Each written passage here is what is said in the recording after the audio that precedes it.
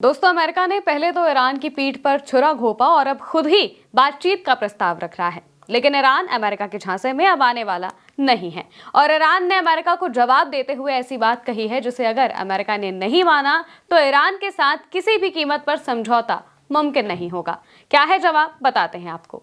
दरअसल इजराइल और अमेरिका ने ईरान की न्यूक्लियर साइट्स को निशाना बनाया था। अब अमेरिका चाहता है कि वो बातचीत दोबारा से शुरू हो जाए, लेकिन ईरान सीधे तौर पर इसके लिए तैयार नजर नहीं आ रहा है। ईरान के उप विदेश मंत्री सईद खतीबजादे ने कहा है कि अमेरिका ने ईरान को बातचीत के लिए संदेश भेजे हैं, लेकिन ईरान को यह भरोसा चाहिए कि अमेरिका फिर से बातचीत का गलत फायदा नहीं उठाएगा।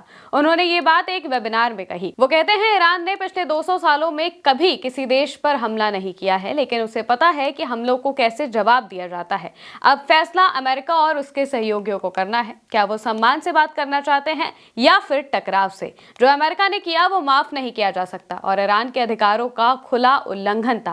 ईरान ने हमेशा कूटनीति का रास्ता अपनाया है, चाहे युद्ध हो या फिर शांति का समय, लेकिन सही माहौल होना जरूरी है और दूसरा पक्ष ईरान का भरोसा जीतने में सक्षम होना चाहिए। हमें बातचीत के लिए संदेश मिल रहे हैं, लेकिन अमेरिका को ईरान और अंतर्राष्ट्रीय समुदाय को भरोसा देना होगा कि वो इन वार्ताओं का गलत फायदा नहीं उठाएगा। उन्होंने कहा कि अगर जंग के मकसद पूरे नहीं हुए हैं तो अमेरिका को सम्मानजनक और बराबरी के आधार पर बातचीत करनी चाहिए। दोस्तों, जब 13 जून को इजराइल ने ईरान पर हमला किया था तो उस बीच अमेरिका और ईरान के बीच बातचीत होने वाली थी न्यूक्लियर प्रोग्राम को लेकर।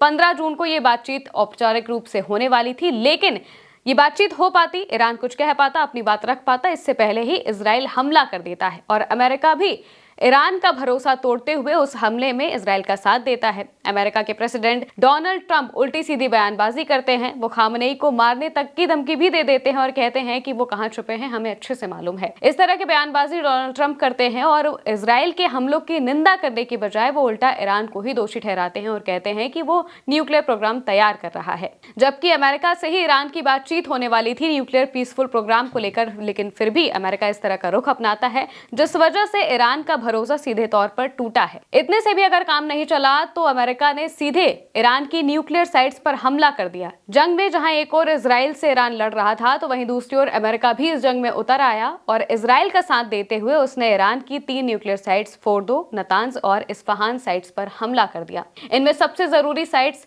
ईरान के लिए फोर्दो थी, लेकिन ईरान भी अमेरिका की नीतियों को समझ चुका था और जान चुका था कि अमेरिका क्या कुछ कर सकता है। इस वजह से ईरान ने अपने न्यूक्लियर फैसिलिटीज को फोर्दो से कहीं और छिपा दिया, कहीं और रख दिया और अब इसी बात से अमेरिका अब भी परेशान है, क्योंकि जितनी भी रिपोर्ट्स अभी तक सामने आई हैं हमले के बाद से भी बार बार यही कहा जा रहा है कि अमेरिका की तरफ से जो हमला किया गया उससे अमेरिका को उस तरह का फायदा नहीं हुआ है जैसा उसने सोचा था। उसे लगा था कि उसने ईरान के सारे न्यूक्लियर प्रोग्राम को तबाह कर दिया, लेकिन ईरान ने पहले ही उस न्यूक्लियर फैसिलिटीज को कहीं और छिपा दिया था। वो कहां छिपी है ये बात किसी को नहीं पता है और ये भी बात है कि 400 किलो एनरिच्ड यूरेनियम गायब है। ये बात खुद अमेरिका के जो वाइस प्रेसिडेंट है जेडी वैंस, उन्होंने कही थी कि 400 किलो यूरेनियम का हमें नहीं पता है कि वो कहां गया और इस वजह से अमेरिका की टेंशन अब दिन ब दिन बढ़ती ही जा रही है और वो चाहता है कि ईरान के साथ उसकी बातचीत हो, क्योंकि पहले जो बातचीत होने वाली थी उसके बीच में इजराइल आ गया था और वहीं अमेरिका ने भी ईरान का भरोसा तोड़ते हुए उस बातचीत का फायदा उठाया और उल्टा ईरान पर ही हमला कर दिया। और अब वो फिर से चाहते हैं, क्योंकि उनका मोटिव पूरा नहीं हुआ है, वो चाहते थे कि वो ईरान के न्यूक्लियर प्रोग्राम को पूरी तरह से तबाह कर दे। लेकिन जहां तक रिपोर्ट्स का दावा है यही कहा जा रहा है कि ये न्यूक्लियर प्रोग्राम बिल्कुल भी तबाह नहीं हुआ है। अगले 2-3 महीने में ईरान न्यूक्लियर बना सकता है, न्यूक्लियर वेपन बना सकता है।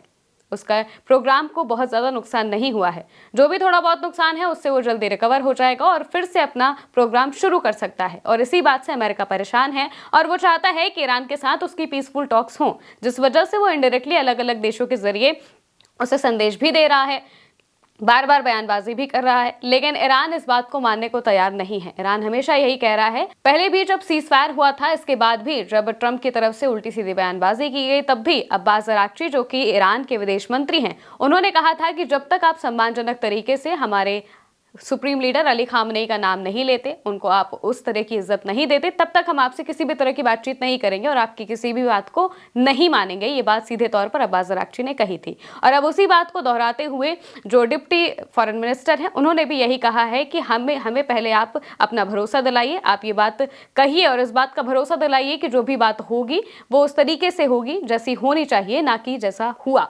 यानी कि अब उस बात का फायदा नहीं उठाया जाएगा, अब उस तरीके का कोई भी हमला नहीं किया जाएगा और पूरी तरह से ईरान को भरोसा दिलाना होगा कि अमेरिका ईरान के साथ पक्षपाती नहीं होगा या फिर ईरान को जो भी जरूरी चीजें चाहिए उसमें अमेरिका उसका साथ देगा। और जब तक ये बात नहीं की जाती, जब तक ये भरोसा नहीं दिलाया जाता, तब तक ईरान अमेरिका की किसी भी बात को नहीं मानेगा। अब ईरान की इन बातों से साफ हो गया है कि अमेरिका जो भी चाहता था वो नहीं होने वाला है, क्योंकि अमेरिका को अगर देखा जाए तो वो इजराइल का सबसे बड़ा साथी है और जब तक इजराइल उसके साथ है, ईरान के साथ उसकी अच्छी खासी बातचीत होना बहुत ही मुश्किल है।